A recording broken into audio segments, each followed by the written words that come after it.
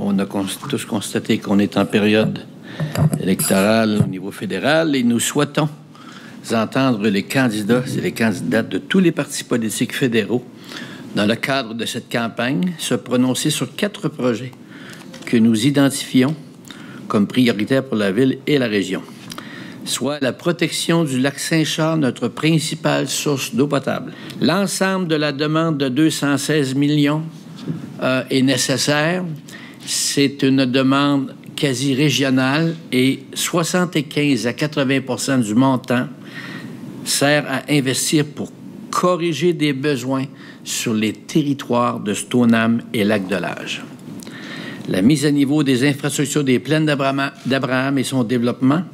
Au total, il s'agit d'une enveloppe budgétaire de 24,5 millions sur 5 ans administrée par la Commission des chars de bataille nationaux qui devrait permettre de couvrir cette réfection essentielle des lieux pour ce grand parc urbain qui fait partie de l'ADN de Québec. Je vous signale que nous avions déjà fait une demande à la dernière élection. La demande que nous faisons actuellement est plus importante. Et même si on nous avait dit que ce serait fait, rien n'a été fait. Aucune somme additionnelle n'a été investie sur les plaines d'Abraham. Une contribution à la mise sur pied de la Maison de la diversité et à la restauration de la Maison Polac. Les coûts de restauration du bâtiment et de mise en place de la Maison de la diversité sont évalués à 10 millions de dollars. La Ville de Québec souhaite que le gouvernement fédéral finance une portion importante des travaux, considérant que la Ville prendra en charge le financement de son aménagement et de son exploitation aux fins de la diversité à Québec et au Canada. Et je veux quand même dire ceci aux communautés culturelles de Québec. Si le fédéral n'investit pas, cela se fera quand même. Le soutien à l'événement sportif international North Pole Race. Pour le pays hôte, ou la ville hôte, c'est 10 millions de dollars. Et c'est un événement qui est en harmonie avec tout ce qui a été fait au gouvernement fédéral ou dit dans les dernières années en termes de développement durable.